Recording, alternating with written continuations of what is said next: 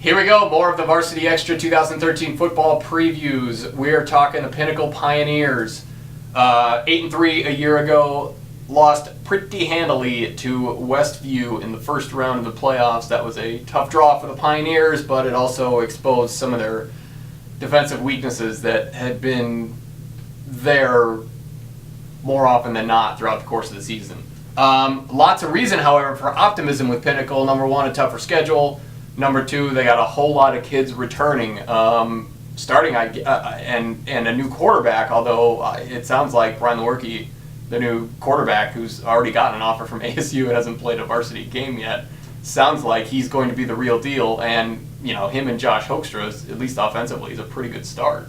Yeah, when you have a legitimate running back and a legit quarterback, it's obviously a good thing, especially in high school. Like you said, he got an ASU offer going to the camp. Lewerke did.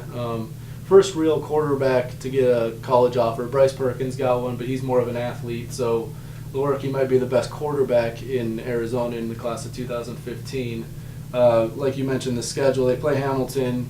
Tough seeing them winning that game, obviously. But Red Mountain, Basha, and Mountain View are also on the schedule. And those will really tell us about Pinnacle, because they've had good records the last couple of years, but then they ran into Brophy at the end of the year, and Brophy showed they were in another class. So now these teams aren't as good as Brophy was last year, so we can see how they do against the Red Mountains and the Bashas. If they win those games, then you start looking at Pinnacle like a real team that could make the quarters of the semis. And, you know, they've got a brand new offensive line. That's going to be an issue a little bit with Pinnacle. They're not nearly as big a group as they have been for the better part of the last 2 years.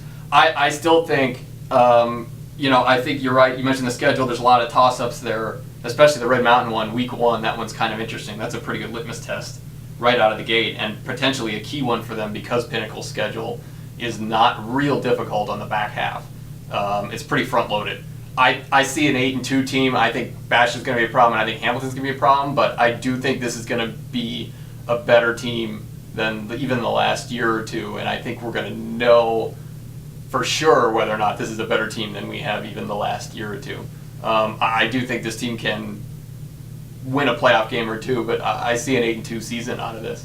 I agree. 8-2 losses to Hamilton and Basha.